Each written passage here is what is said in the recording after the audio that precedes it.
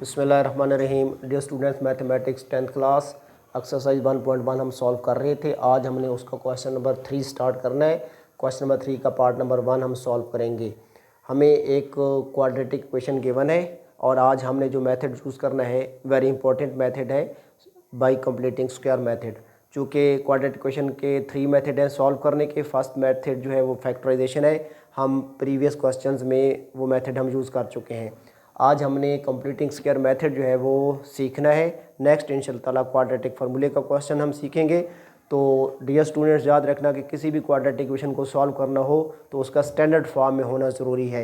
यानी सबसे पहले एक्स स्क्वायर वाली टर्म होनी चाहिए जो कि है 7x², फिर एक्स वाली टर्म होनी चाहिए प्लस 2x, फिर कांस्टेंट टर्म होनी चाहिए यानी -1 = 0। तो ये जो गिवन इक्वेशन है ये हमारे पास स्टैंडर्ड फॉर्म में है। सबसे पहले हम चेक करेंगे कि गिवन इक्वेशन स्टैंडर्ड फॉर्म में है या नहीं है। अगर नहीं होगी तो सबसे पहले उसे स्टैंडर्ड फॉर्म में कन्वर्ट करेंगे। प्रीवियस लेक्चर्स में क्वेश्चन नंबर 1 में हमने डिफरेंट क्वाड्रेटिक इक्वेशंस को स्टैंडर्ड फॉर्म में राइट आउट करना सीखा था।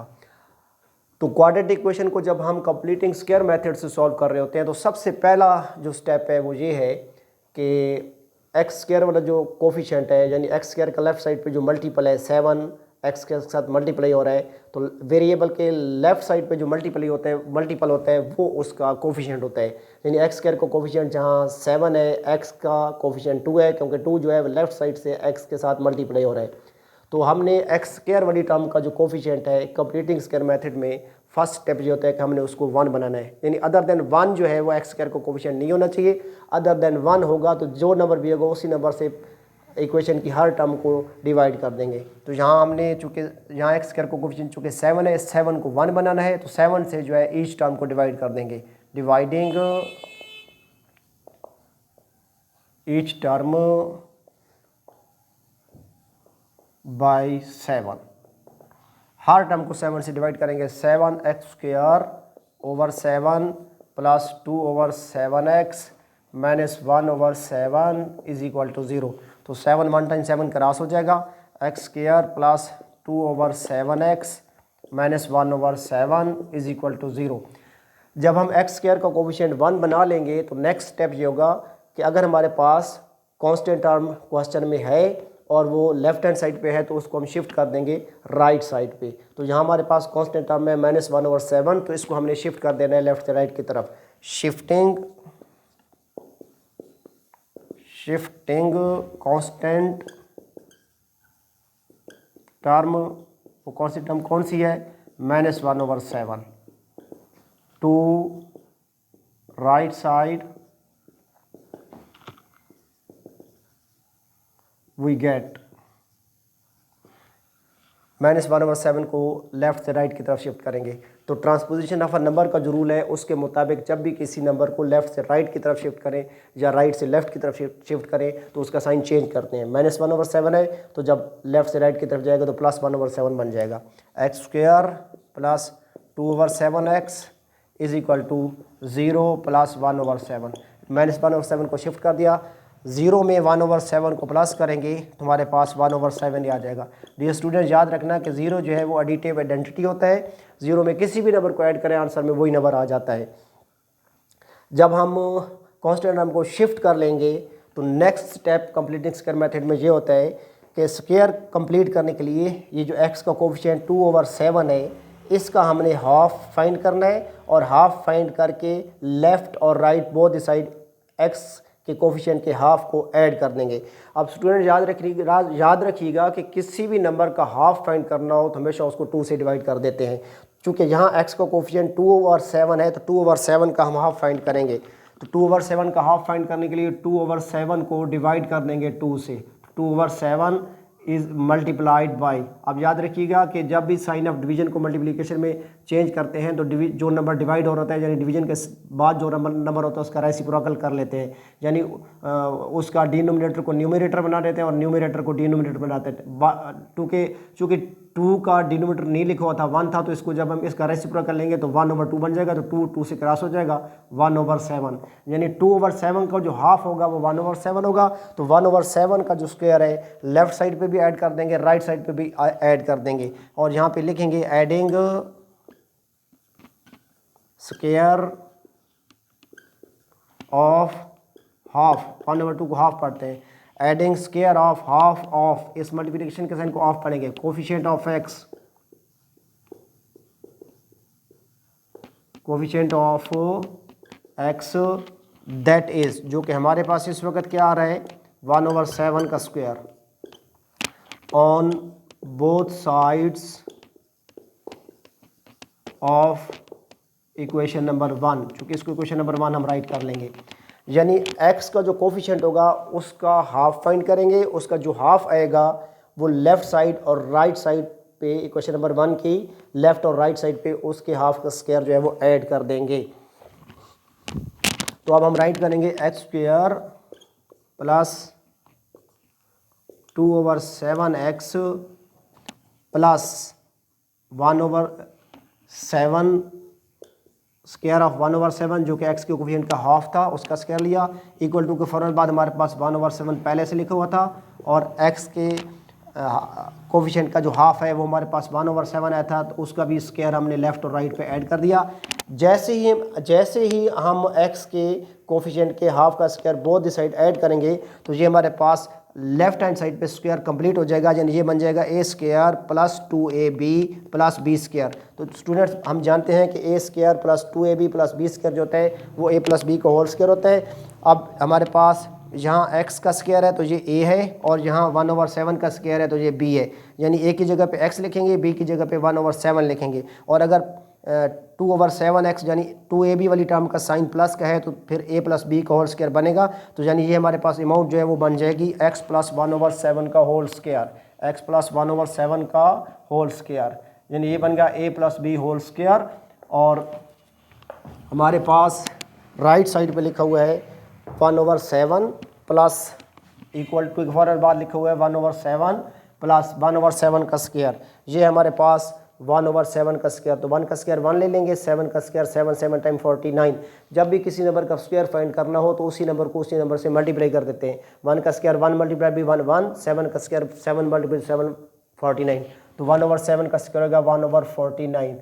तो डियर स्टूडेंट्स इक्वल टू के बाद जो हमारे पास टर्म्स हैं इनको सिंगल टर्म में कन्वर्ट करेंगे, प्लस हो रही हैं ये टर्म्स तो इनका एलसीएम फाइंड आउट कर लेंगे। 7 और 49 का एलसीएम हमारे पास चूँकि 49 आएगा तो 49 एलसीएम ले लेंगे। अब फर्स्ट टर्म के डिनोमिनेटर 7 को 49 से डिवाइड करेंगे, 7 टाइम 49 होता है, जो आंसर आएगा हमारे पास जो आंसर 7 आ रहा है तो उसको हमने इस टर्म के न्यूमरेटर यानी 1 से मल्टीप्लाई करेंगे तो 7 1 टाइम 7 प्लस 49 को 49 से डिवाइड करेंगे तो आंसर आएगा 1, 1 को फिर इस 1 से मल्टीप्लाई करेंगे तो 1 आ जाएगा, तो 7 प्लस 1 हमारे पास होता है 8/49, x plus 1/7 whole square equal to 8/49। Dear students आपने देखा कि हमने जब कंप्लीटनेस स्क्वायर मेथड का प्रोसेस शुरू किया तो क्वेश्चन में पास वेरिएबल जो था वो टू टाइम्स था, यानी फर्स्ट टर्म में भी x मौजूद था, सेकंड में भी x मौजूद था, उसे हम रिड्यूस करते करते हम सिंगल प्लेस पे ले आए, क्योंकि हमने solution of equation mean finding the values of unknown, finding the value of unknown की वैल्यू फाइंड करनी है। अब अननोन चूँकि वेरिएबल जो था हमारे पास x था तो x की वैल्यू फाइंड करनी थी, तो कोशिश करके हम x को 1 प्लेस पे ले आए। अब हमने इस x को लेफ्ट हैंड साइड पे जो है वो सेपरेट करना है, आइसोलेट करना है, तो सबसे पहले हम इस स्क्वायर को जो है वो एलिमिनेट करेंगे। तो स्क्वायर को जो है बेटा हमेशा स्टूडेंट्स स्क्वायर रूट जो है वो कैंसिल कर देता है, तो by taking square root on both sides, by taking square root on both sides, left side पे भी स्क्वायर रूट लेंगे, राइट साइड पे भी हमने स्क्वायर रूट ले लेना है।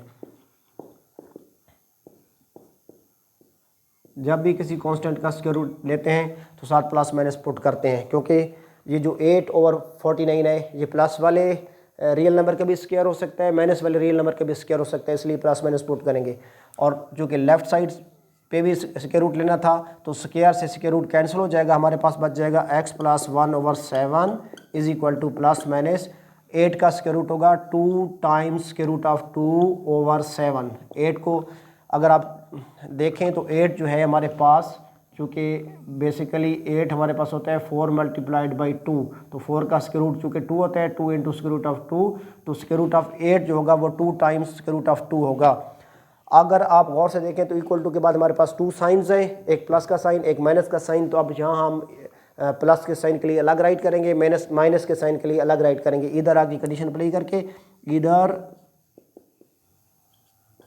x plus 1/7 equal to plus 2 times के रूट ऑफ 2/7 और x plus 1/7 is equal to minus 2 times के रूट ऑफ 2/7। तो डियर स्टूडेंट्स, आपने देखा कि क्वाड्रेटिक इक्वेशन को जब हमने कंप्लीटिंग फिगर मेथड के थ्रू सॉल्व करना शुरू किया तो आखिर में हम इस क्वाड्रेटिक इक्वेशन को 2 लीनियर इक्वेशंस में रिड्यूस करने में कामयाब हो गए। अब हमने इन दोनों लीनियर इक्वेशंस को सॉल्व कर लेना है। फर्स्ट लीनियर इक्वेशन हमारे पास है x plus 1/7 equal to 2 times के रूट ऑफ 2/7। तो प्लस 1/7 को शिफ्ट कर देंगे लेफ्ट से राइट की तरफ, तो अपना साइन ये बदल जाएगा।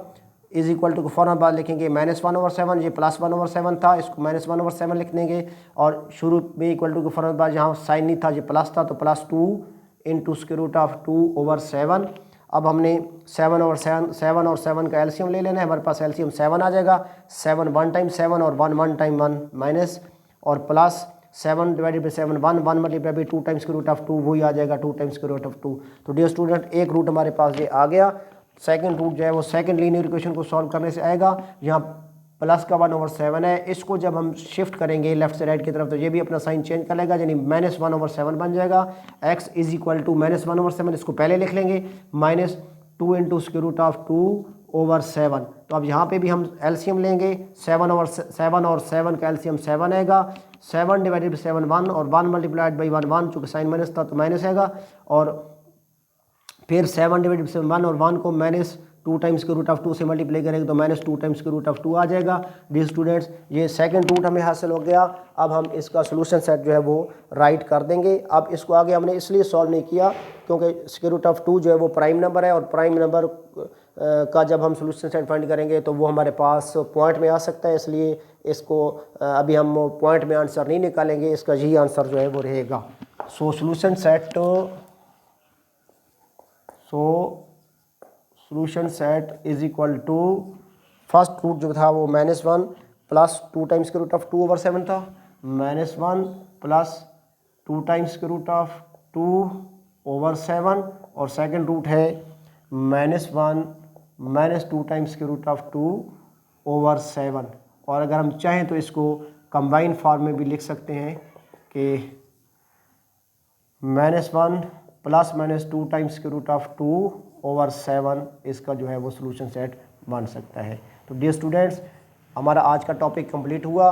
वेरी इंपॉर्टेंट क्वेश्चन है एग्जामिनेशन पॉइंट ऑफ व्यू से। अक्सर बोर्ड के जो पेपर्स हैं उनमें लॉन्ग क्वेश्चन में ये आ चुका है और इसको अच्छे तरीके से इसकी प्रैक्टिस करें।